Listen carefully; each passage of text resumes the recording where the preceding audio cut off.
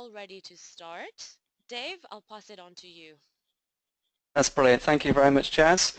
Good afternoon to everyone, and good afternoon to you, Richard, as well.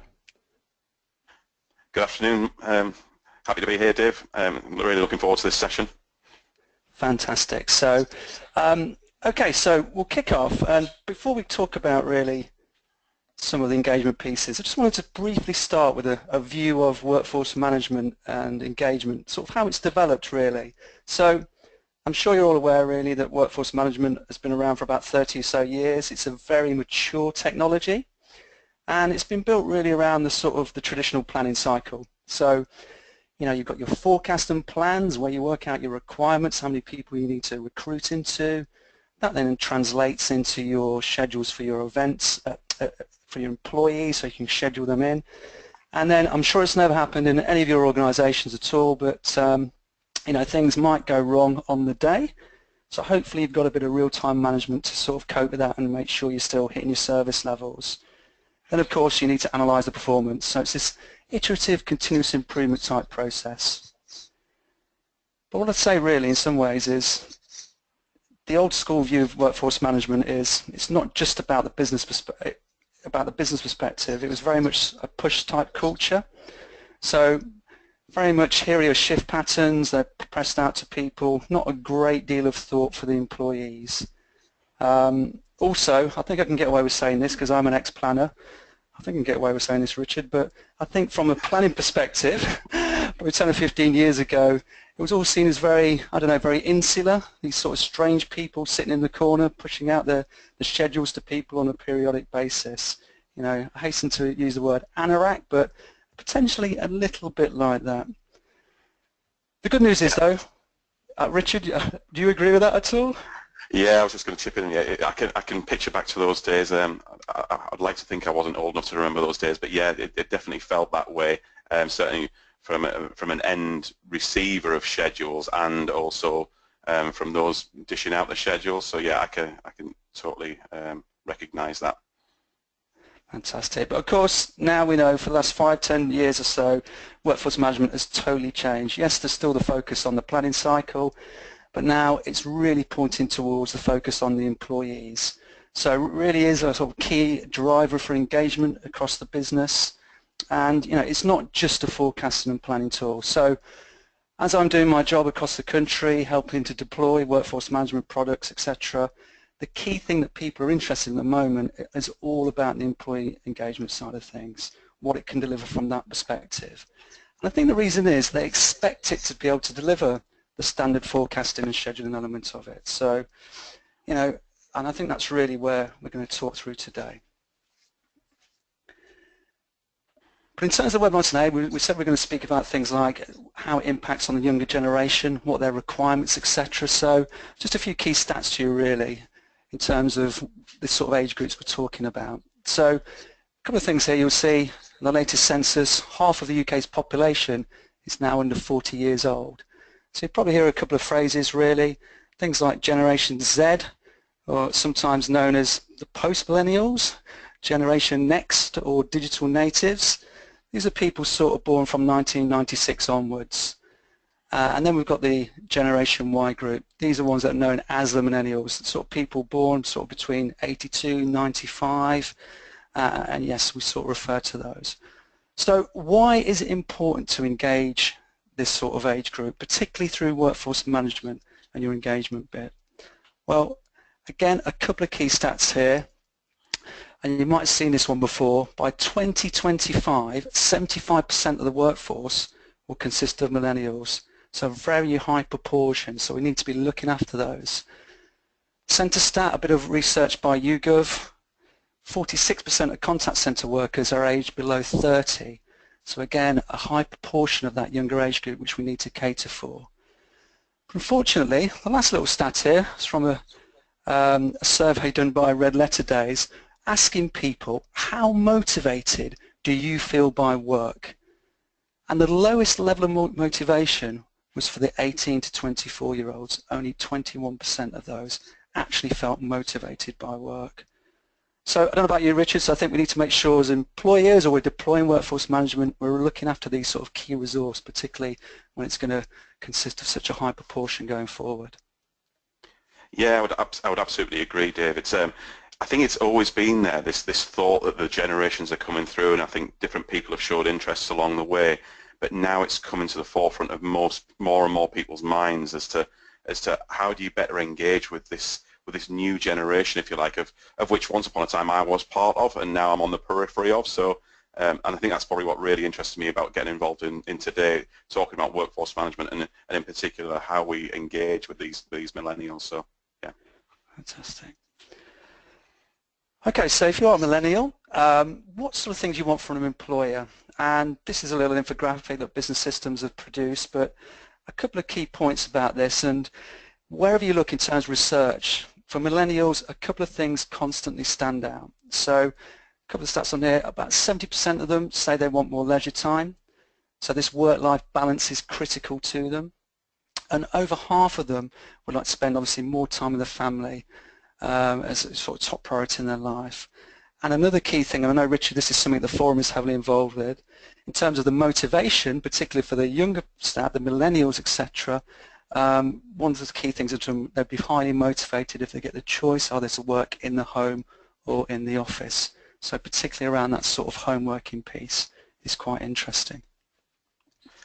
Yeah, I mean, and that is something that, as you say, Dave, this is probably one of the reasons why we came together for this presentation. Is it's something that's been at the forum's forefront of their mind for quite some time now, and in their most sort of recent. I've just been looking through the best practice guides when I was preparing for this presentation, which come on the back of the April conferences that they do. And in the one from 2014 around bridging the gap, there's a whole piece around home working and the lifestyle shifts and what makes them work well, that sort of thing. And I was just reflecting and going back through that and looking at what people want these days, and we start looking at that point around talking about diversity, motivations, lifestyles, and planning for people. And I think this is more and more moving away from that, not treating people as numbers, as was the case a number of years ago when we were just handing out shifts, to really thinking about and treating people as individuals, understanding what are their wants and needs, and working with them to provide that balance between business need and individual need. Exactly, and that dual purpose, which is great. So a couple of key things just to make the point again. So millennials are like this one, they believe in life after work, don't we all? But this is something from Deloitte have done some research, and interestingly enough, above, this is when they're looking at the degree of importance when choosing a job. So above things like sense of meaning from my work, above professional development training programs, again the key things, the top one is a good work-life balance. So about 16% there. The third one down, again, is all talking about flexibility. As Richard mentioned there, remote working and flexible hours. So we know what they want. I guess it's a question of what can we do to accommodate that through workforce management. So shortly, we're just going to talk through in terms of giving the people what they want in terms of workforce management, looking at things like flexible shift options, visibility, instant decisions, really some top tips, a little toolkit for engagement if you're thinking of deploying workforce management or you've currently got workforce management and you want to improve your engagement process. But I think before we do that, we're going to go to a quick poll. So I'll hand that back over to Jazz. A quick poll coming up. So poll number 1, how much influence, here it is. So how much influence do the employees have on shift patterns? If you could please answer, we'll give you a couple of seconds to do this.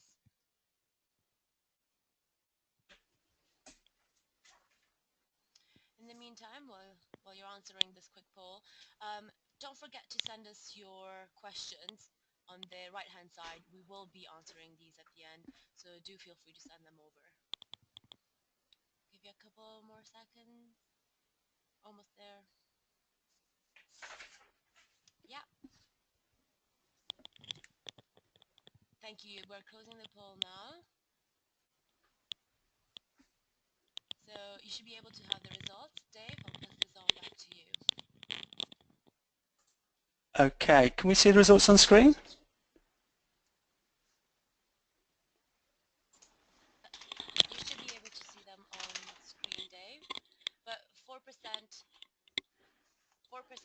answered high level, able to set preferences or availabilities. 36% answered no influence, the rotas are fixed. And 60% answer some influence, can request simple patterns. Okay, thank you very much, Jazz. Appreciate that. So what was that, 60% with some influence? Yes, just 60% with some influence. Okay, thank you very much. That's quite interesting. Interesting, the high level of influence was pretty low. So hopefully what we go through in the next few slides will give you some indication and some ideas in relation to how you potentially could improve that through workforce management. Okay. So the reason we asked that question is all about sort of looking at things like flexible shift options. So I think when you're working with workforce management, this is one of the key things, in fact, one of the first things we look at in terms of improving our engagement with people. So, you know, it's not just about the fixed shifts.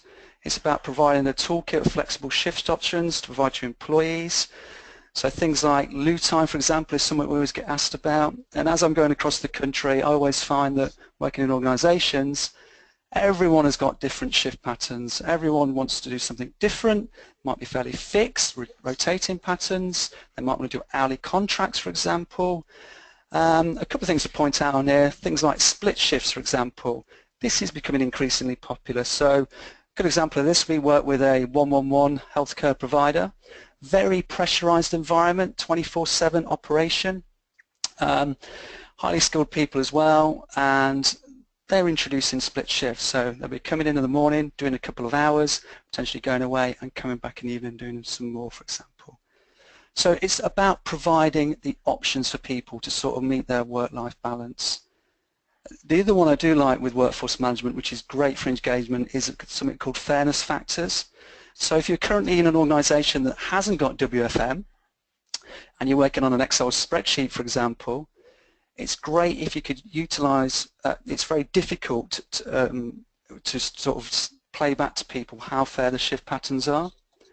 So with workforce management, what you can do is actually put in fairness factors to actually show people what percentage of shifts they've got. So for example, they've got that horrible early shift on a Saturday morning or a late shift, they can see the percentage of those they've been allocated in comparison to their team and also across the wider enterprise.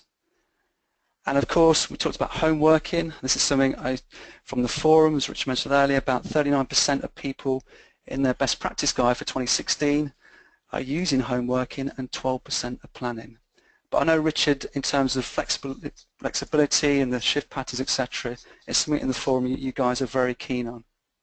Yeah, it's something that not only the forum, but me personally, I'm really passionate about. It's something that I've worked on for a number of years. I came down the scheduling route through my planning and contact center and operational planning career, and I've been worked on and off with the forum, and now I work for them as well.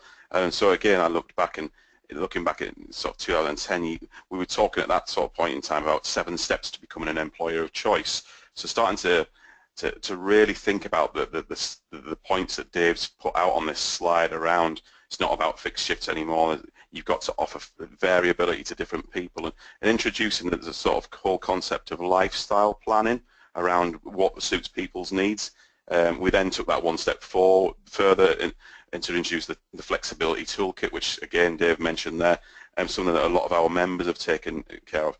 And then more recently, every single year we seem to have another iteration that sort of builds more towards this millennial type working, and in the volume that I was looking at just before I came on was around this home working and the lifestyles, and as the stat says there, we're moving more and more towards this home working because we're finding that that's what people are wanting these days. And it is that whole thing of, if you can get that balance right between what people want and what the business wants and come at the absolute optimum, then you're going to get things like lower attrition rates, all that kind of stuff. So you're getting business benefit on the back of it. And I suppose it's how do you do all these things, as Dave mentioned. Increasingly, I would suggest it becomes almost impossible to do these things just on a spreadsheet. Indeed. That's certainly something I find, Richard, is the more complex the shift patterns. So things like multi-skilling, for example, incredibly difficult to do on a spreadsheet.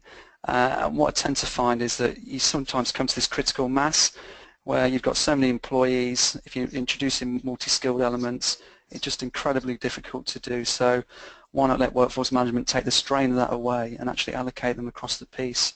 You know, and in terms of multi-skilling, better for the employees as well, because they're going to get a bit of variety across the day. So that's great. Okay, so if we've got things like home working, the other thing I'd say is really employees want visibility. They want visibility of all matters really relating to their work patterns, you know, not just a standard view of their schedules. And obviously typically through workforce management, this is going to be delivered via, you know, a portal, employee portal. And it's going to be visible. It's great if you can view that from within the organisation. But also as well, subject to firewalls, you can also view these things from home, the employee portal, which is great. So you might want to be able to see what you're doing this week, the following week, etc., or checking your schedule for the next 2 or 3 months' time. So again, a really good example of this is one of our customers is a police force. Again, it's 24/7. It's a police control centre. Highly complex, not just dealing with the 999 calls, dealing with dispatching cars out, etc. So lots of different skills. They're on a fairly fixed rotation pattern, but they wanted to make this visible to everyone from external to the organisation. So when they're coming in on a day, they would know which skills, etc., they'll be servicing. So it's a very multi-skilled environment. And that works really well for them. And I guess on this as well, I think mobility is equally important. So if it can, through your workforce management, try and make it device independent. So, you know, going back to the sort of millennials, you know, the old digital generation, they're going to be totally tech savvy, you know, or tech innate, as I'd say. So they've grown up with the technology. It's totally natural to them. So absolutely no problem with, you know, accessing a device of their choice. So, you know, it's great really, this visibility if you can provide this, you know, particularly if you're in a sort of on a Sunday night, you might be at home, you might want to be booking stuff, etc., and you're able to view and sort of make changes and really start to take a little bit of control of your shift patterns. So if you can, don't just tie it down to one access point, make it available from tablets, smartphones and laptops, etc., if you've got them. Okay, I think we're now going back to Jazz for another poll about, are your employees able to book absences via an automated process? Thank you very much, Dave. Yes, so our second poll is, are your employees able to book absences via an automated process? If you could all please take some time now just to answer this quick question. In the meantime, I just wanted to answer a quick question from one of our attendees. Yes, the recordings and the slide will be available after the webinar, and we are going to be sending these over later, so don't worry, you'll get all of this information. Okay, thanks, Jazz. Just maybe a couple more seconds to get everybody answering. I think we're almost there.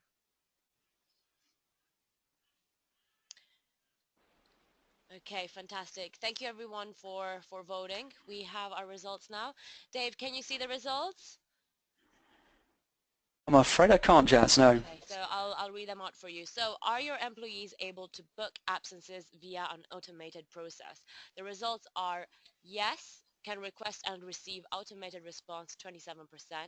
No, it's a manual process, that's 54%. Can book, however, authorization goes through a manager, that's 19%. So Okay. the majority answered no, it's a manual process. Okay, well that's very interesting. Majority of people on a manual process, and almost a third really with a sort of request and an automated response, which I suppose is pretty good, all depending on if you've currently deployed workforce management. So I don't know, Richard, what do you think about those results? Yeah, they're interesting, but they're not surprising, which is a bit unfortunate really, because yeah, we've probably got many people listening to this webinar that are potentially buying a workforce management solution or thinking about it and seeing what benefits it can provide. And it can certainly provide what, the top ones really can provide what you've highlighted there, Dave. But unfortunately, what you see more and more, and if you go into different centres, is that even those that have got workforce management solutions, either the solution doesn't provide this kind of technology or end solution for its employees, or frequently it's not turned on for whatever reason, and it might just because it was difficult to do, but quite likely it's because during the implementation process, the support mechanism, the wraparound, if you like, from either the vendor or whoever was helping to implement it, didn't describe it or explain it well enough that it could be adopted. And I think for me, it's a real missing opportunity for those that aren't currently at that stage. I think the one that always sells it to me is, I know you sort of use the sort of example of sitting at home, but the one that sort of sells it for me is that I've got a family now, and so how great is it if you can sit in an in a travel agent, and you're looking at sort of this time of year, all the free child places are out for next year, and you can see, oh, right, the deal comes up that you really, really want to buy in for. If you can just log onto your phone or onto that you've got with you and see that you've got the availability, you can go ahead and book it there and secure that. And for me, that feels like where we should be in this day and age. And to see so many people not being able to do that, I think, like I say, it's not surprising, but it's a bit unfortunate, I would suggest. Yeah. Okay, thank you very much, Richard. That's a great point there, I think. And I think really it's important, if you're giving people visibility of their shift patterns from an employee portal, as Richard mentioned in there, if you can, it'd be great to be able to have instant responses for absence requests. So why do you need to wait? So for example, if it's not going to have an impact on service levels, if it's within budget for headcount or FTE, let's try and use that automated process based on allocation. That great example where you trying to book something up and you want to do it there and then. You don't want to have to wait or send it to a queue. You want it almost instant, really. So, if employees can sort of see and manage their own allowances as well, it's great because it also prevents that build-up of unused leave that can be an issue at the end of the year. So, and you can combine this with a messaging type function. And it's really just a great opportunity to give your employees constant access to anything really related to their shift patterns. And in terms of that, in terms of taking control, I put this about shift swaps, and this is one thing I always find in terms of deploying workforce management is potentially one of the first things that always gets utilised through an employee portal through workforce management. It's great because it's that starting point for letting people take control. Yes, you could probably do it in Excel, but obviously, again, you can start to automate it via shift swap. So you could potentially swap with people directly. I could be swapping with Richard on a Friday, for example, or what about perhaps posting things to a shift trade board? So anonymously posting shifts there for people to log in. So again, it's great really to sort of start to give people that sort of element of control, to meet their sort of work-life balance requirements. I don't know if you find that with the forum work, Richard, about how popular shift trade requests are. Yeah, definitely. Again, for me, it's all part of that flexibility toolkit, and I think for me, the question I was asking myself is sort of, if this technology is available and we know it adds value to people, then why wouldn't you implement it?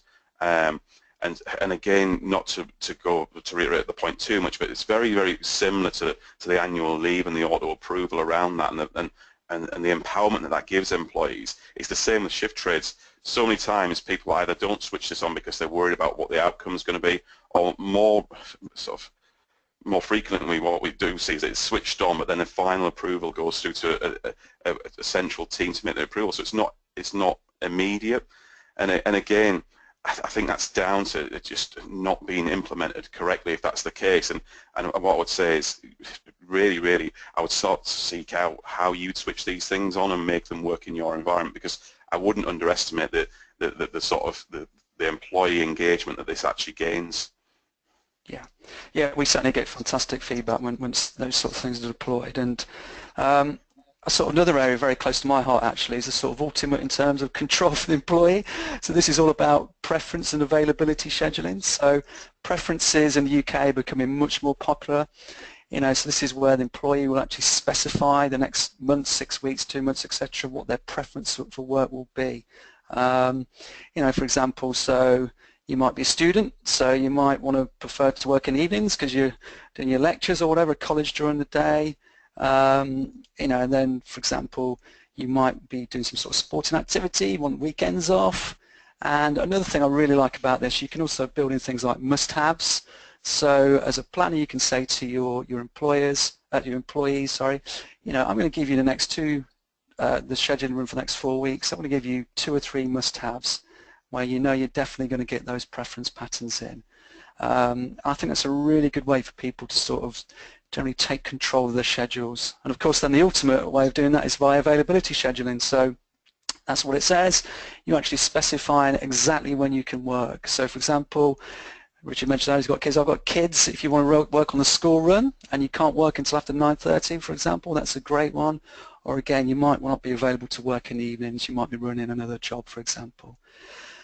So I just think it's another great way of making sure through things like the shift trading, self-scheduling, etc., people are starting to take control of their schedule patterns.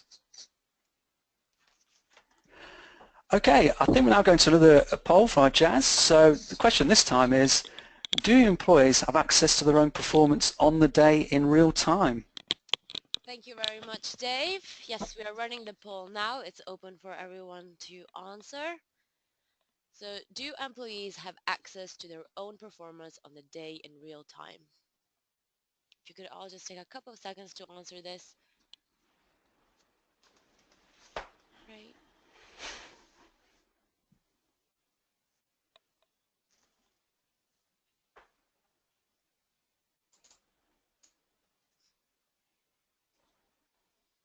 Okay, I think we are there. We can close the poll now. Fantastic. So our answers are, for this poll, yes, via report or scorecard, that's 17%. No, performance is discussed with team leader, that's 48%. Limited visibility, but not in real time, that's 35%. Okay, brilliant. Thank you, Jazz. So again, that's very interesting in terms of performance is discussed, I assume, at a later date with the team leader. So that seems to be the highest one there. And obviously it looks like people have got a bit of visibility, but again, it's not really in real time, which is quite interesting. So I suppose really that leads into the sort of comments about managing performance. So we talked a lot today about flexibility, control. People want to know how well, and also people wanted to know, how well they're doing on the day. Really, they want to manage their own performance. So I tend to find, not just once a month with a team leader, but if you can manage that in real time, it's absolutely fantastic. And obviously today we talk about millennials, the younger generation. So they like their sort of feedback to be very visual.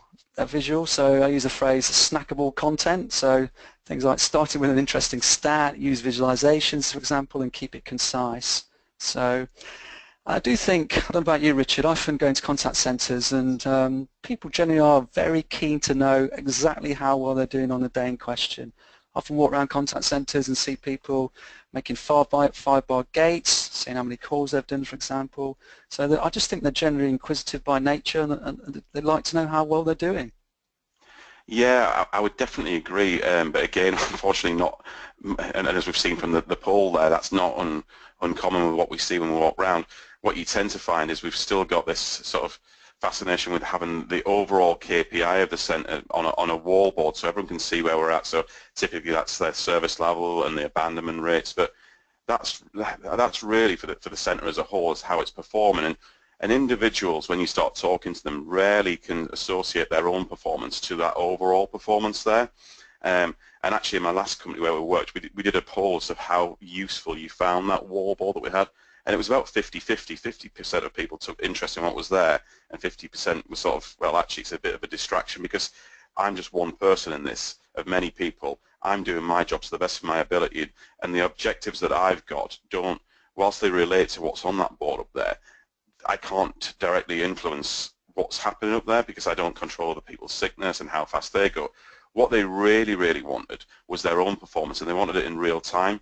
I think as leaders, and probably most of those people on this call are leaders, one of the things I used to hate as a leader was surprises, and that's no different to anybody, and then even more so to sort of the millennial generation, as Dave said there. If you can see how well you're doing against your own objectives, and in terms of a call handler, your objectives are fairly well specified in most instances, you can take corrective action yourself before then even having to have that engagement with your team leader. And what we find is that tends to drive much higher levels of performance, which are then sort of seen in the high level stats for the whole centre as well. Absolutely, and I just think it's great if you can get access at that, employee level and in real time. It's a really powerful tool for them to sort of understand how they're sort of performing on the day, and that really leads into the wonderful subject of gamification, which I'm sure most of you are aware about, but for those who aren't, it's really about introducing rewards and recognition for positive behaviours. Again, from the individual level, from the ground up, I suppose. And I suppose the key point I'd say about this on the management performance side is, it's not just taking the data from WFM, which can be a lot of the sort of quantity type elements, but if you can, let's try and link it to some quality type elements as well, quality scores, etc., customer feedback, or some other third-party data, and that is absolutely possible through Workforce Management and Employee Portal to be able to do that, to give a more sort of weighted 360-degree view of their performance. So, as an employee, expectations are high, I guess, and if I hit certain targets, I'd like to know how well I'm doing, and to assess my performance not only from an individual perspective, but also against my peer group as well. So, if you can sort of get that rounded view and building elements of gamification, again, it's a fantastic enabler to sort of improve the motivation for the employees. I think just on that one, Dave, as well, is that I think some people tend to overlook gamification because they make the assumption that the people in their centre might think that it's not a grown-up way of looking at statistics, but ultimately it's a way of saying thank you, and we all like being thanked when we've done a really good job. Some of us are a bit more modest than others, but everyone likes a pat on the back, yeah, and a sort of thanks as they're going along. And if I take that back to the centre I came from before the forum was an emergency service, and I was really sort of reluctant to even look at gamification because I thought people would see it as sort of belittling the job that they undertook. But actually, as I was leaving, one of the team leaders was taking this forward, and I think for me, therefore, the lesson is that gamification will work in any centre. It's just about how you go about implementing it and making sure that people are involved in understanding what's important to them and to the business. So yeah, I think it's a really important one. Yeah, excellent. Okay. And talking about what does it mean to the business, which is great. I mean, Richard mentioned earlier about there's obviously going to be a lot of leaders on this webinar today. So, employee engagement is obviously a dual benefit. Obviously, it benefits the employee, but also, of course, benefits the business as well. So if you are able to provide these tools to them, you are going to see, hopefully, a reduction in attrition. Managers, well, quite frankly, they love self-service. And there's a couple of reasons for that. One is they're not tied down with doing a lot of the manual work, for example, authorising the holidays, a lot of spreadsheet work. They can actually do what they're paid to do, which is managing the people. And also, from a management perspective, they're going to get access to things like, similar to employees, web-based views, for example. They're going to have access to things like real-time adherence for coaching. So for new starters, if people need extra coaching, that is totally visible to them. So, it's not just obviously from the employee side, it's also a big benefit to the business as well. Okay, we're almost about out of time really, and I think really just a few closing statements. We've sort of covered quite a lot of ground today in terms of control to the employees, accessibility, visibility, for example, and it goes without saying employees are, the most important resource within the business, and obviously with the millennial generation we've seen that expectations are very high. So, as an employee, it's absolutely fair for them to say, we want these sort of flexible shift options. We want to be able to have visibility and mobility of our shift patterns. If we can we get some instant decisions? Can we do a bit of self-scheduling to give us a bit more control? And of course, people want that feedback, as Richard said. Everyone likes to know how well they're doing. So there's a lot we've covered today. One thing I would say is, particularly workforce management, if you are thinking of deploying an employee engagement sort of toolkit as you're rolling out, etc., it's obviously a massive cultural change for an organisation, particularly if you've not had access to workforce management in the past, and for example you're moving from an Excel spreadsheet. So I can't sort of stress this enough. So we've covered a lot today. Personally, through the experience of deploying these across the country, I wouldn't recommend sort of deploying everything at the same time. You need to make sure you are encouraging and actually letting some of the employees involved in how this is rolled out as well, particularly in the type of a staged approach, and that's really going to get them on board and getting used to accessing the sort of self-service capabilities.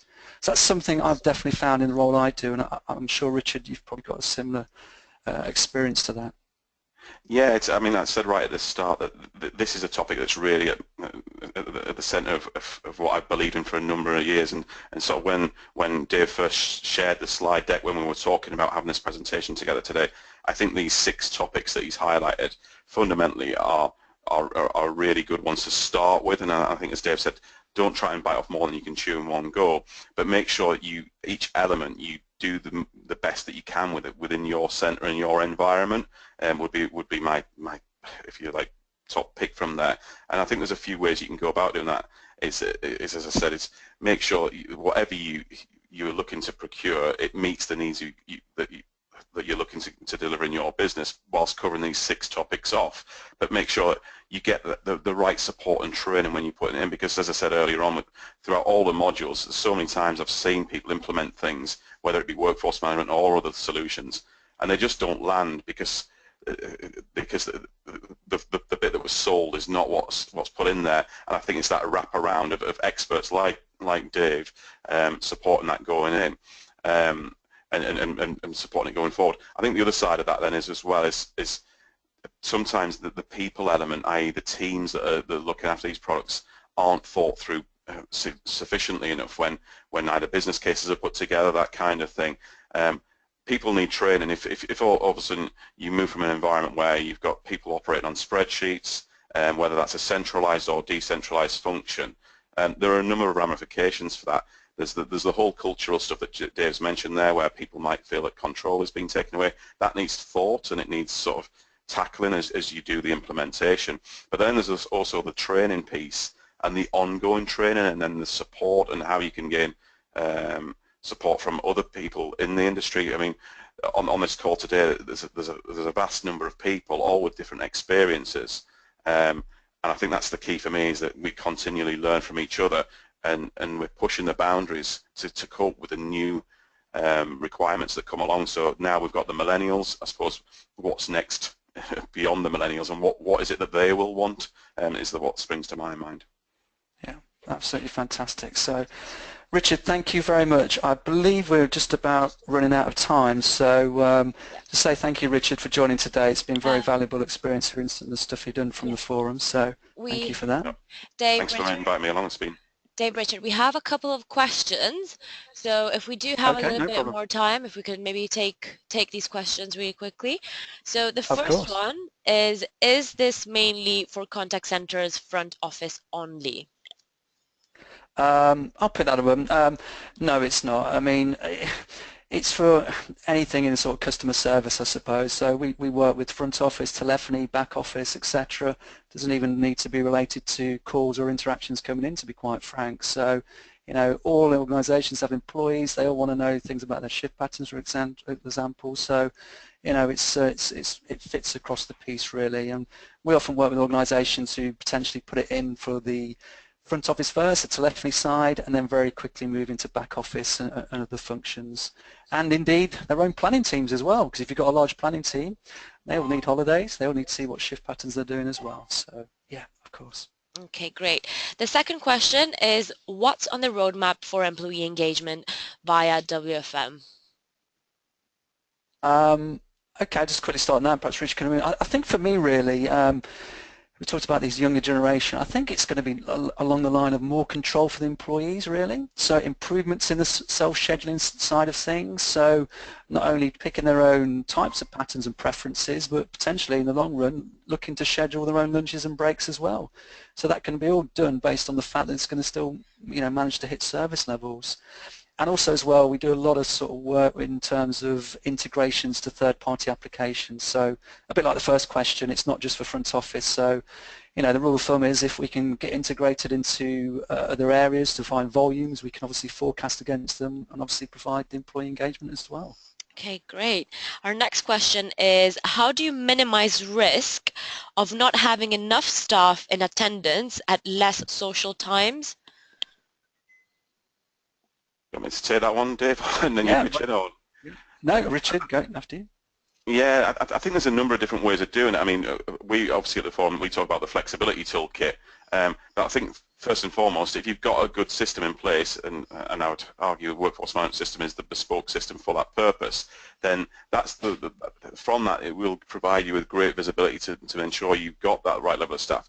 In terms of scheduling them right correctly in the first place, I think it's about understanding the volatility of the business that is yours, and you will know that. So if you've got a fairly static profile of customers calling in, then you need less, if you like, flexibility from the shifts that you're devising for there. Again, it depends on what the opening hours of your business are as well. So that will drive things. So Dave talked earlier about split shifts are something that make a sort of an appearance in contact centres and other operational centres these days.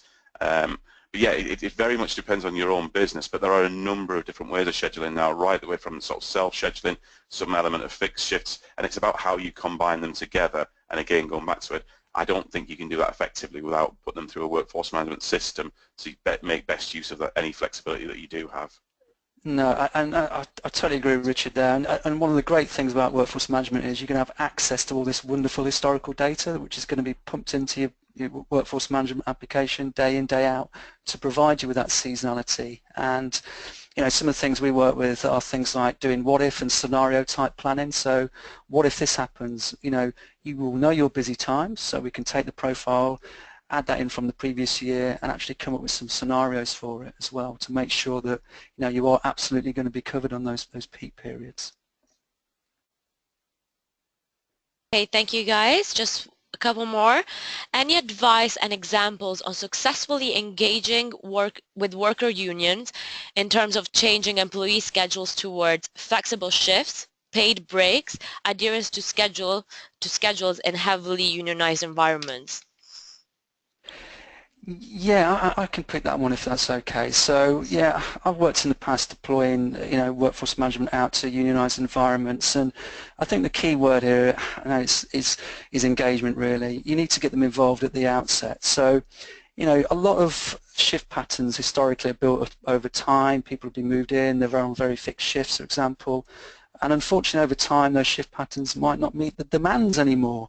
So obviously, that requirement comes up. But a good example in the past, what I've worked with is if you know the forecasted demand, you can use workforce management to work out, again, different variations on shift patterns and actually work with the business, be it the union representative, the employee representation, to say, look, how about these types of shift patterns? Give them the options. And in the past, one thing I've done which worked really well was actually say to the employees, right, you've got options, either pick A, B, C or D.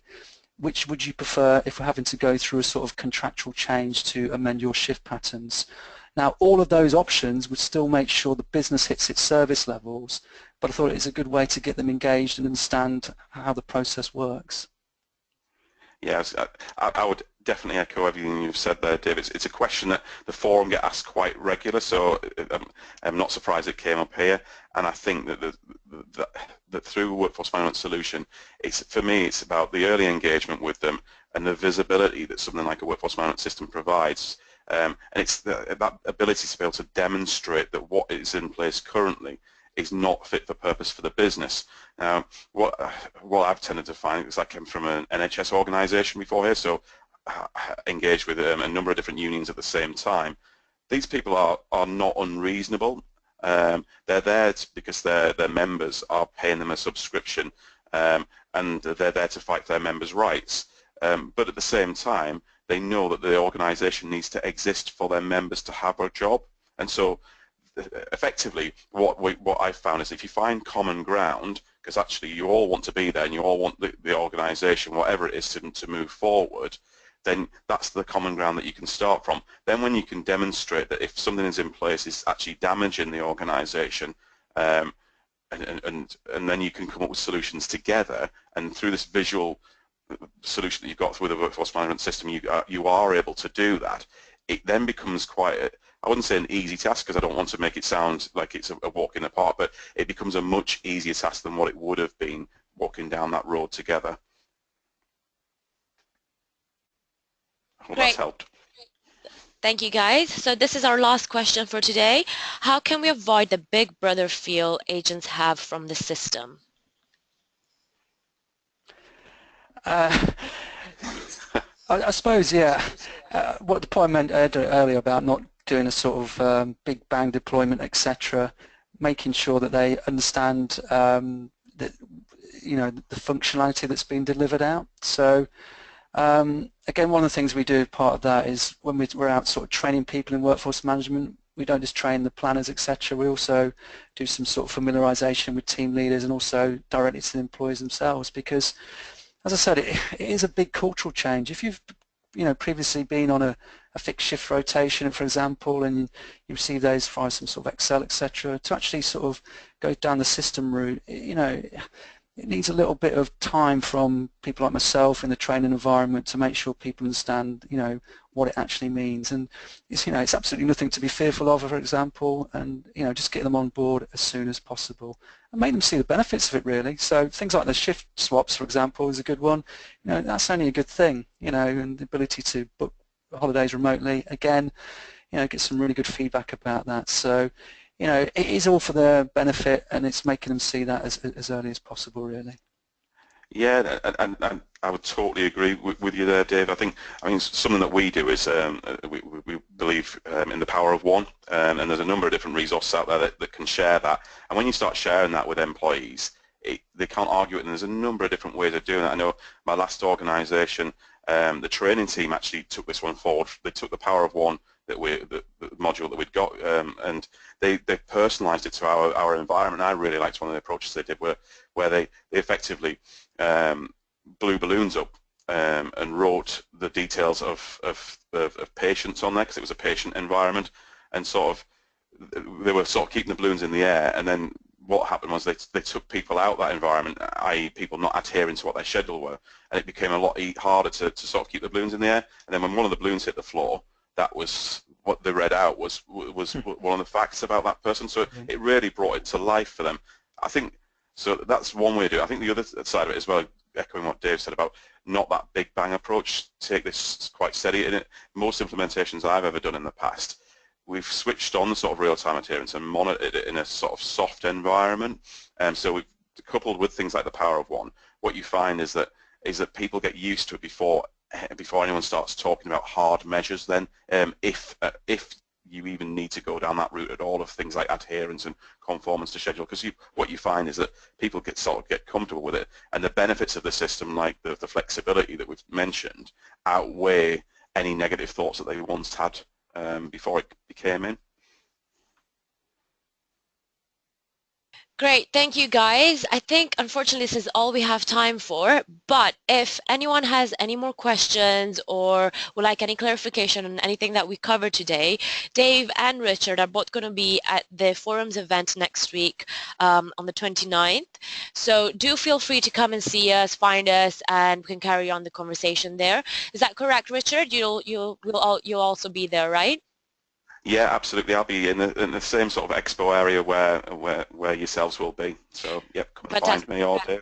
So anyone, if you have any more questions, please do come and find us. We are going to be sending the recording after the webinar is over. I know, being a millennial myself, I will be sending this to my manager because I have very interesting points were covered. But also alongside with the recording and the slides, we are sending over a survey on Workforce Management 2017. So if you guys could please take 2 minutes to cover it and answer those questions, it'd be really helpful. And also there is a Starbucks gift voucher in there for you. So don't miss out. But I think, guys, you were fantastic. Thank you so much for everything. We really appreciate, Richard, you joining in with us today. So thank you very much for making the time. Dave, as always, a pleasure. So have a lovely rest of the day.